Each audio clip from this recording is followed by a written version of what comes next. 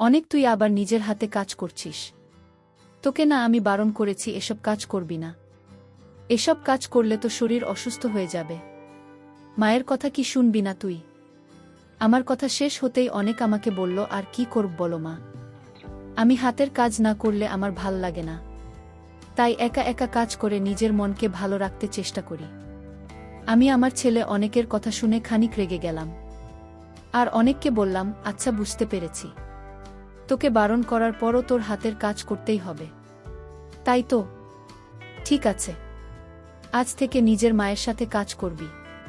কি করবি তো? আমার প্রশ্নের জবাবে আমার ছেলে চুপ করে আমার দিকে তাকিয়ে থাকল। আমি আমার ছেলে অনিকের হাত ধরে আমার ঘরে নিয়ে আসলাম। তারপর আমার ছেলে অনেকের সাথে আমি। আমার ভালোবাসার মিষ্টি বন্ধুরা, কেমন আছো সবাই? বরাবরের মতো আজও তোমাদের মাঝে নতুন একটি ভিডিও নিয়ে আমি হাজির হয়েছি। আজ তোমাদের বলব আমার নিজের আপনি ছেলের সাথে আমার জীবনের অসাধারণ একটি সত্যি গল্প। আমি 100% গ্যারান্টি দিয়ে বলতে পারি আজকের ভিডিওটা দেখার পর তোমাদের ও জল আসবে। তাই তোমাদের দুইটা পায়ে ধরে অনুরোধ করছি সম্পূর্ণ ভিডিওটি দেখার। তাহলে আর বেশি কথা না বলে চলো গল্প ফিরে যাই। আমার নাম পারমিতা। আমি 42 বয়সী বিধবা। আমার 2 সন্তানের মা। আমার এক মেয়ে ও এক ছেলে আছে। আমার মেয়ের নাম টুম্পা। টুম্পার বয়স 16 বছর। আমার ছেলের নাম অনিক, তার বয়স 20 বছর। আমি আমার 2 সন্তান নিয়ে কলকাতা শহরে থাকি। আমার স্বামী চলে যাওয়ার পর আমি অনেক কষ্ট করে আমার 2 সন্তানকে পড়াশোনা করে মানুষের মতো মানুষ করার চেষ্টা করছি। আমার স্বপ্ন একটাই, আমি আমার 2 সন্তানকে অনেক বড় অফিসার করব। আমি আমাদের বাড়ির সামনে একটা ছোট কাপড়ের দোকান দিয়েছি। আমি চাইলে অন্যত্র বিয়ে করতে পারতাম, কিন্তু নিজের সন্তানদের কথা চিন্তা করে আমি আর বিয়ে করিনি। তবে মাঝে মাঝে আমার মনের ভিতর বিভিন্ন চিন্তা ভর করে। আমি চাইলে নিজের মনের ইচ্ছেগুলোকে আমি পূর্ণ করতে পারতাম। তবে আমার নিজের একটা মান সম্মান আছে। আমি নিজের সম্মানহানি হবে এমন কাজ কখনো করতে পারি না। তাই নিজের ইচ্ছেগুলোকে আমি নিজের মনের মাঝে থাকতে দিয়েছি, কখনো সেটা প্রকাশ করেনি। আমি আমার মতোই নরমাল থাকার চেষ্টা করি সব সময়। তবে মাঝে মাঝে যখন নিজের মনকে শান্ত রাখতে পারি না, খারাপ লাগাটা একটু বেশি কাজ করে। বারবার নিজের স্বামীর কথা মনে পড়ে। তখন আমি একা একা কাজ করে নিজেকে ব্যস্ত রাখি। এমন করেই কাটছিল আমার দিনকাল।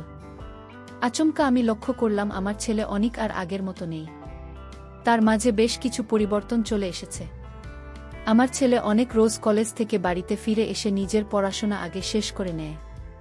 তারপর সে বাড়ির সব কাজ করে ফেলে। আগে কখনো সে এমনটা করত না।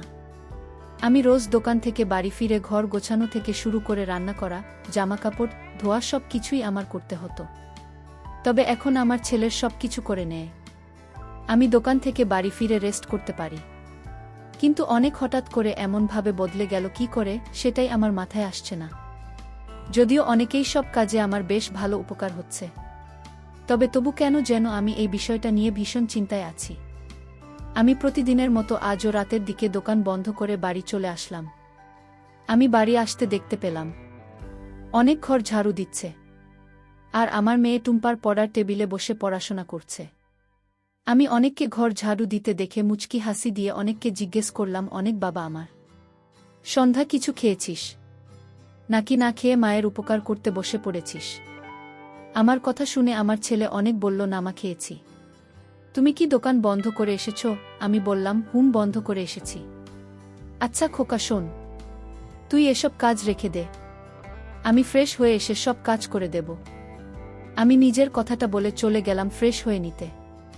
আমি দ্রুত স্নান করে রান্নাঘরে চলে গেলাম রান্না করার জন্য। আমি রান্না বসাতে আমার ছেলে অনেক রান্নাঘরে এসে আমাকে বলল, মা আমি কি কাজ করে দেব? আমি অনেককে বললাম, না খোকা, এটা রান্নার কাজ, তুই পারবি না, তুই গিয়ে টুম্পাকে একটু পড়া। মেয়ের সামনেই পরীক্ষা আসছে। অনেক আমাকে বলল, মা আমি টুম্পাকে গণিত ও ভালো করে শিখিয়ে দিয়েছি, এখন প্র্যাকটিস করছে, আমি তোমার সাথে একটু কাজ করে দেই। আমি আর কিছু বললাম না অনেককে। অনেক ইদানিং অন্য সময়ের থেকে খুব বেশি কেয়ার করে আমার তো ভালোই লাগে অনেক এমন কেয়ারিং ব্যাপারটা। প্রতিটা বাবা মা তো এটাই চায় যে তার সন্তান যেন তাদের সেবা করুন। বাবা মায়ের সেবা করাটা মোটেও ছোট কোনো কাজ নয়। যে সন্তান তার বাবা মাকে সেবা করে থাকে তাদের উপর বাবা মায়ের মন থেকে আশীর্বাদ থাকে। আমি অনেকের কথা ভাবতে ভাবতে রান্না করা শেষ করলাম। আমি রান্না শেষ করে নিজে অনেকের ঘরে এসে দেখতে পেলাম অনেক তার ঘরে নেই। আমি অনেককে খুঁজতে গোসলখানায় আসতে দেখতে পেলাম অনেক আমার জামাকাপড় তার হাতে নিয়ে দাঁড়িয়ে আছে। আমি বিষয়টা ঠিক বুঝতে পারলাম না। আমি খানিক অবাক হয়ে গেলাম। অনেককে এমন করে দাঁড়িয়ে থাকতে দেখে অনেক কি করছে সেটা দেখার জন্য আমি অনেকের দিকে আরও একটু এগিয়ে যেতেই আমি যেটা দেখতে পেলাম সেটা দেখার পর আমার চোখ কপালে উঠে গেল। আমি দেখতে পেলাম অনেক হাতের কাজ করছে।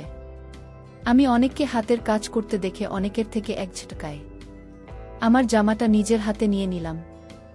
আমি অনেকের থেকে আমার জামাটা কেড়ে নিয়ে দেখতে পেলাম আমার জামার কিছু অংশ ছিঁড়ে গেছে। অনেক আমার দিকে তাকিয়ে খানিক ঘাবড়ে গিয়ে আমাকে জিজ্ঞেস করল, কি হয়েছে মা, তোমার রান্না করা কি শেষ হয়ে গেছে? আমি অনেকের প্রশ্নের কোনো উত্তর দিলাম না। আমি অনেককে শক্ত গলায় জিজ্ঞেস করলাম, আমার জামা হাতে নিয়ে তুই হাতের কাজ করছিস কেন? অনেক বলল, না মানে মা, আমি আসলে দেখলাম আপনার জামাটা ছিঁড়ে গেছে তাই ধরেছিলাম। আমি কোনো কাজ করিনি সত্যি। আমি অনেকের কথা শুনে অনেককে একটা ধমক দিয়ে বললাম, আমাকে মিথ্যা বলছিস তুই? শোন খোকা, আজ আমি তোকে একটা কথা বলছি, আর কখনো তুই হাতের কাজ করবি না। এতে করে চোখের সমস্যা হয়। আমি চাই না তোর কোনো সমস্যা হোক। তুমি ভালো করে পড়াশোনা করে বড় অফিসার হবে, তোকে সব কাজ করতে হবে না। আমি অনেককে খানিক বকা দিতে অনেক আমার সামনে থেকে নিজের ঘরে চলে গেল। অনেক চলে যাওয়ার পর আমি নিজেও চলে গেলাম রাতের খাবার খেতে। রাতের খাবার খেয়ে নিয়ে আমি নিজের ঘরে নিজের মেয়েকে নিয়ে শুয়ে আছি। আমি বিছানায় শুয়ে মনে অনেকের তোর কথা ভাবছি। ছেলেটাকে আজ অমন করে কথা শোনান, ওটা আসলে আমার উচিত হয়নি। ছেলেটা আমাকে নিয়ে অনেক চিন্তা করে। আমি চাইলে ওকে বুঝিয়ে বলতে পারতাম, এমন করাটা আমার উচিত হয়নি। আমি কিছু সময় অনেকের কথা ভাবতেই আমার গান জল চলে আসলো, মনটাও খারাপ লাগছে খুব। আর কখনো আমি অনেক কিছু বলবো না, ওকে বুঝিয়ে বললেই হবে। আমি বিছানা থেকে উঠে নিজের জামাটা হাতে নিয়ে ফ্লোরে বসে হাতের কাজ করা শুরু করলাম। আমি কাজ করছি আর অনেকের কথা ভাবছি। অনেকের বাবা নেই, আমি তো ওর কাছে বাবা ও মা দুটোই। আমি যদি তাকে বকাঝকা করি তবে সে যাবে কোথায়? আমার স্বামীর কথা কেন যেন খুব মনে পড়ছে আমার, সেই সাথে অনেকের হাতের কাজ করার কথাটাও। আমি আপন মনে এসব ভাবতে ভাবতে আমার কাজ করা শেষ হয়ে গেল। কয়েক ফোঁটা জল মাটিতে পড়ে গেল আমার।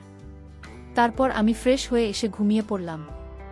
যদিও ঘুমাতে যাওয়ার আগে আমি অনেকের ঘরের সামনে গিয়েছিলাম। অনেকের ঘরের সামনে যেতেই দেখতে পেলাম অনেক ঘুমিয়ে পড়েছে, তাই আমি আর তাকে বিরক্ত করলাম না। আমি নিজের ঘরে চলে এসে আমার মেয়ে টুম্পার মাথায় হাত বুলিয়ে দিয়ে ঘুমিয়ে পড়লাম। সকাল হয়ে যেতে আমার ঘুম ভেঙে যায়। আমি ঘুম থেকে উঠে রোজকার মতো নিজের দোকানে চলে যাই। আর যাওয়ার সময় অনেককে বলে যায় টুম্পাকে সে যে স্কুলে দিয়ে সে তারপর যান কলেজে যায়। আমি আমার দোকানে এসে নিয়মিত কাজ করা শুরু করলাম। আমার দোকানে থেকে ভালো টাকা আয় হয়। এই দিয়ে আমার সংসার মোটামুটি চলে যায়। আমাকে বেশি চাপ নিতে হয় না। তাছাড়া বাড়িতে অনেক আছে দেখে আমার মেয়ে টুম্পাকে নিয়ে ও আমাকে তেমন কোনো চিন্তা করতে হয় না। আমার ছেলে তার বোনকে সব সময় অনেক স্নেহ করে, একদম মায়ের মতো। আর আমার মেয়ে টুম্পা তো এক কথায় তার দাদাকে ছাড়া কিছুই বোঝে না। আমি সারাদিন দোকান সামলে রাতের দিকে দোকান বন্ধ করে বাড়ি চলে আসি। আজ বাড়ি ফিরতে গিয়ে একটু লেট হয়ে যায় আমার। আসলে আজ দোকানে একটু কাস্টমার চাপ বেশি ছিল। আর দোকান শেষ করে আবার আমাকে একটু বাজারেও যেতে হয়েছে, বাজার করে তারপর বাড়ির উদ্দেশ্যে রওনা দিয়েছি। এই কারণেই একটু লেট। যদিও বাড়িতে গিয়ে শুধুমাত্র আমাকে রান্নাটাই করতে হবে, বাকি সব কাজ তো আমার ছেলে অনেক গুছিয়ে রাখবে। আমি বাজার করে নিয়ে নিজের বাড়ি চলে আসলাম। বাড়ি আসতেই আমি দেখতে পেলাম টুম্পা টিভি দেখছে, তবে আমার ছেলে অনিককে কোথাও দেখতে পেলাম না।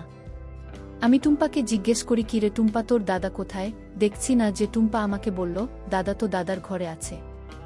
আমি টুম্পার কথা শুনে নিজের হাতে থাকা বাজারটা রেখে অনেক ঘরের দিকে চলে গেলাম। আমি অনেকের ঘরের দিকে চলে আসতে যেটা দেখতে পেলাম সেটা দেখার জন্য আমি মোটেও প্রস্তুত ছিলাম না।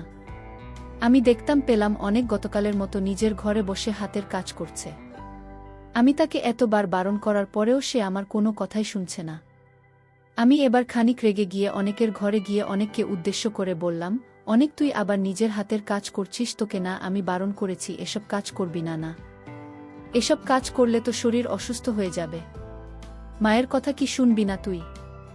আমার কথা শেষ হতে অনেক আমাকে বলল, কি আর করবে বলো মা, আমি হাতের কাজ না করলে আমার ভাল লাগে না, তাই একা একা কাজ করে নিজের মনকে ভালো রাখতে চেষ্টা করি। আমি আমার ছেলে অনেকের কথা শুনে খানিক রেগে গেলাম, আর অনেককে বললাম, আচ্ছা বুঝতে পেরেছি, তোকে বারণ করার পরও তোর হাতের কাজ করতেই হবে, তাই তো? ঠিক আছে, আজ থেকে নিজের মায়ের সাথে কাজ করবি। কি করবি তো? আমার প্রশ্নের জবাবে আমার ছেলে চুপ করে আমার দিকে তাকিয়ে থাকল। আমি আমার ছেলে অনিকের হাত ধরে আমার ঘরে নিয়ে আসলাম। তারপর আমার ছেলে অনিকের সাথে আমি কাজ করা শুরু করি। আমি অনেককে অনেক বলেছি ভালো করে পড়াশোনা করে বড় চাকরি করতে, কিন্তু অনেক আমার কথা যে একেবারে শোনেনি তা কিন্তু নয়। সে শুনেছে, তবে সে এখন হাতের কাজ করতে চাইছে। আমি আগেই বলেছি আমি অন্য 10 জনের মায়ের মতো না। আমি নিজের সন্তানদের ভালো হোক সেটা সবসময় চাই। সন্তানের কথা ভেবে আমি নিজের জীবনের সব ইচ্ছে সব কিছুই ত্যাগ করেছি। সেই সন্তানের শরীর খারাপ হোক বা অসুস্থ হোক, সেটা আমি কি করে দেখব? আমি অনেক ভেবে চিন্তে নিজের ছেলেকে হাতের কাজ করা থেকে দূরে রাখার জন্য আমার সাথে কাজ করার জন্য ডেকে নিলাম। আর আমার ছেলেও আমার সাথে কাজ করতে রাজি হয়ে গেল। অনেক আমার সাথে কাজ করলে তার কোনো সমস্যা হবে না, তাই আমি সবটা বুঝে শুনে অনেককে নিয়ে কাজ করলাম। অনেক নতুন, তাই প্রথমে সে কোনো কাজ ঠিকমতো করতে পারছিল না। আমি অনেককে কাজগুলো সব শিখে নিলাম, তারপর অনেক আমার সেখান থেকেও ভালো কাজ করলো। সত্যি আমি কখনো ভাবতেও পারিনি আমার ছেলে এত ভালো কাজ করবে। আমি আমার ছেলেকে নিয়ে খুব ভালো আছি। আমার ছেলে মেয়ে আমার আদর্শে বড় হচ্ছে। আমি আমার ছেলে মেয়েকে নিয়ে যে স্বপ্ন দেখেছি সেই স্বপ্ন আমি পূরণ করবই করব। বিধাতা নিজেও আমার সাথে আছেন। কাজ শেষ করে আমি আমার ছেলে অনেককে জিজ্ঞেস করলাম, কি রে খোকা, মায়ের সাথে কাজ করে কেমন লাগছে তো? হাতের কাজ করার থেকে আমার সাথে কাজ করা কি ভালো নয়? অনেক আমাকে বলল, মা ভালো লাগছে, হাতের কাজ করার থেকে এই কাজটাই আমার কাছে ঠিক লাগছে না। আগামীকাল থেকে আমি কলেজ থেকে বাড়ি এসে আমার সাথে দোকানে বসে। আমি অনেকের কথা শুনে মুচকি হাসি দিয়ে বললাম, ঠিক আছে খোকা, জানিস আমি কখনো ভাবতেও পারিনি আমার এই জীবন যুদ্ধে আমার পাশে এসে দাঁড়াবি। আমি ভেবেছিলাম যে সংগ্রামটা হয়তো আমার একার। আমার কথা শুনে আমার ছেলে অনেক আমার চোখের জল তার নিজ হাতে মুছে দিয়ে বলল, মা তোমার যুদ্ধ মানে আমাদের যুদ্ধ। আমি সবসময় তোমার পাশে আছি আর থাকব। তুমি কোনো কিছু নিয়ে চিন্তা করবেন না মা, তোমার ছেলে তোমার সাথে আছে। আমি অনেকের কথা শুনে কতটা খুশি হয়েছি সেটা হয়তো আমি ভাষায় প্রকাশ করতে পারব না। তবে হ্যাঁ, আমার জীবনটা 1 মিনিটে বদলে গেল। তারপর আর কি, আমার ছেলে রোজ কলেজ শেষ করে বাড়ি ফিরে নিজের পড়াশোনা শেষ করে ফ্রি টাইম আমার সাথে কাজ করত। দোকান শেষে রোজ রাতে বাড়ি ফিরে আমি আর আমার ছেলে মিলে একসাথে কাজ করতাম। 1 মাসের মাঝে আমাদের ভাগ্য পরিবর্তন হয়ে গেল। তো বন্ধুরা, এই ছিল আমার নিজের ছেলের সাথে আমার জীবনের একটি সত্যি ঘটনা। তোমাদের কেমন লাগলো আজকের গল্পটা অবশ্যই কমেন্টে জানাবেন। আর বন্ধুরা, আজকের ভিডিওটি এখানেই শেষ করলাম। যদি আমাদের ভিডিওটি তোমাদের ভালো লেগে থাকে তবে একটা লাইক করবে এবং চ্যানেলটি সাবস্ক্রাইব করবেন। আজকের জন্য তোমাদের কাছে বিদায় নিচ্ছি। দেখা হবে আগামীকাল নতুন একটি ভিডিও নিয়ে। সব শেষে সবাই ভালো থাকবে। আর ভিডিওটি দেখার জন্য তোমাদের অসংখ্য ধন্যবাদ।